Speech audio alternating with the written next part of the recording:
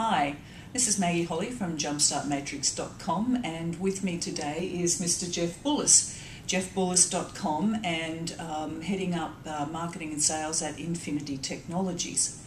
Thanks for spending some time with us, You're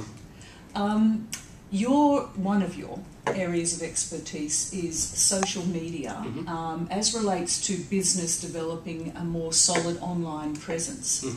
How do you see this, building more as we move forward into this new decade?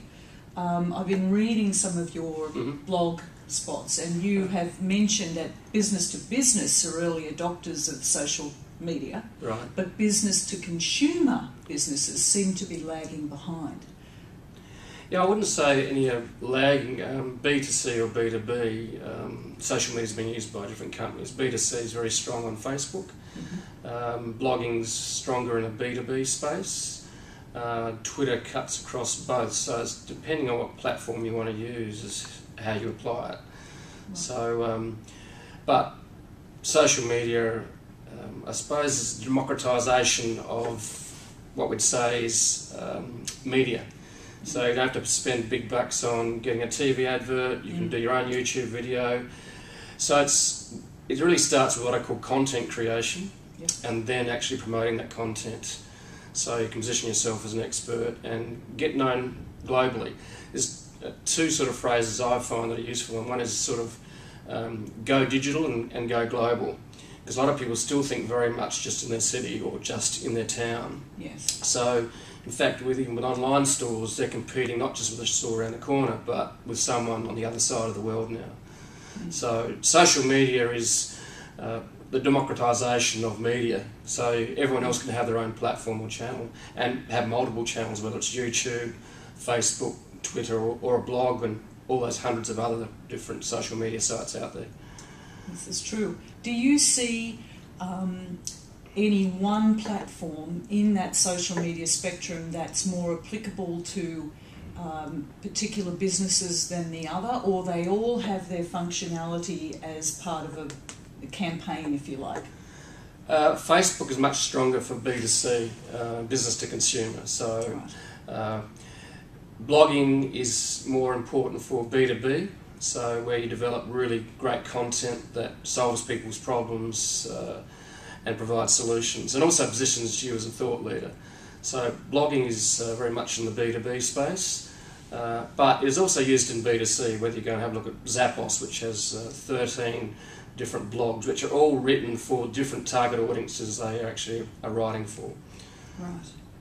Okay. And so, how did you get started? I know that you've got a Bachelor of Commerce and Education? Yes, in the commerce field, yeah, Right. and also I've been a teacher in the past, yes. Right, and so that's kind of a bit of a leap, I guess, the commerce thing. But how did you get drawn into this world? What were your initial steps? The first step was Facebook, actually. Right. And I was invited by a lady I was going with out at the time, and she said, well, connect with me on Facebook, so I did, and so I got on Facebook initially, and I was just blown away by the ability to, in pressing one button, discover 50 to 100 ex-college colleagues that I could connect with in a matter of minutes. So that was my sort of first aha moment. So that was number one. Number two, I did a lot of research on blogging, and I was fascinated by that and what I call inbound marketing, and that was inspired by David Meerman Scott and HubSpot. Great resources, both of them. So, but the other thing that I found too is I got on Twitter in late 2009. So inbound marketing was the next inspiration, but then I went on and started playing with Twitter a bit, and I didn't do much with it for a few months, but then I actually did start a blog, and I started the blog with my own name, jeffbullas.com. I did that for a reason, which is like what I call personal branding, and the democratisation of social media or media is actually enabling people to publish themselves, and this is continuing to evolve at an incredible pace. So whether you want to sell an ebook on iTunes, or you want to just do free ebooks to generate subscribers. But going back to Twitter, I then discovered the power of Twitter to actually promote my blog posts.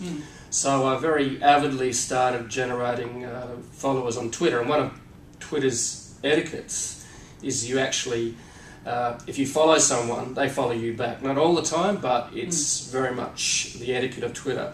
So if you can follow someone in your niche that's interested in what you're talking about, if it's social media, it might be knitting, it might be how to cook. So if you develop a community or follow communities on Twitter with those in a niche that you're passionate about, and passion is also very important, then what you'll find is that you've got a platform to actually tell people about what you're writing.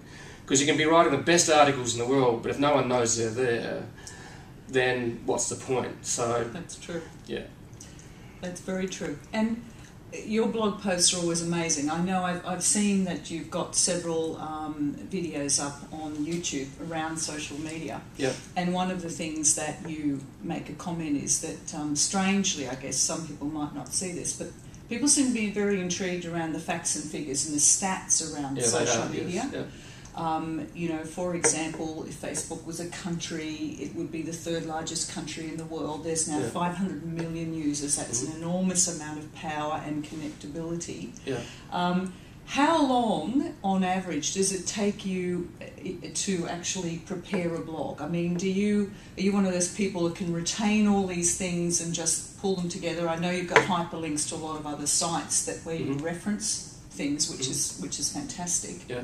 I love reading your blog post.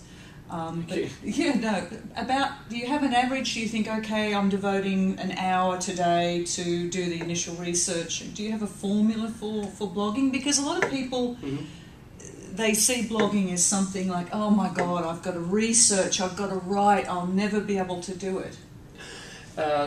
What inspires me to blog is I write about what I'm passionate about, so that's your foundation. So if you're not passionate about it, you might as well, pack up and go home. So be passionate about your topic. So if you're passionate about your topic, one thing that I find inspires me is reading. So, and Peter Fitzsimons mentioned in the Sydney Morning Herald a couple of weekends ago that great writers, I'm not saying I'm a great writer, but writers are inspired and need to be reading from other writers. So I get a lot of ideas that way. And how much time do I devote? I get up at 4:30 every morning, 5 days a week, and I actually have a lot of ideas that I quite often think of during the day or inspired by when I meet with a customer or something that I've read. And I sometimes even just get out the iPhone, use my notes and just quickly write the headline as a post idea or put it in my notebook. So I've also worked very hard on writing headlines. So writing a good headline is the teaser to get people to read the rest of the article. So how much time do I spend? So starting 4:30, I would devote maybe 3 to 4 hours a day before I do my day job in sales and marketing in the digital world. So that's what I do, and I wouldn't have the energy to do it unless I was passionate about it. Yeah, and that certainly is the key to success, because if it's passion that you have, it's no longer work. If the hours fly by, you get into what they call the flow, the zone. Yeah. And so we'll be back for another interview in just a moment with Jeff Bullas.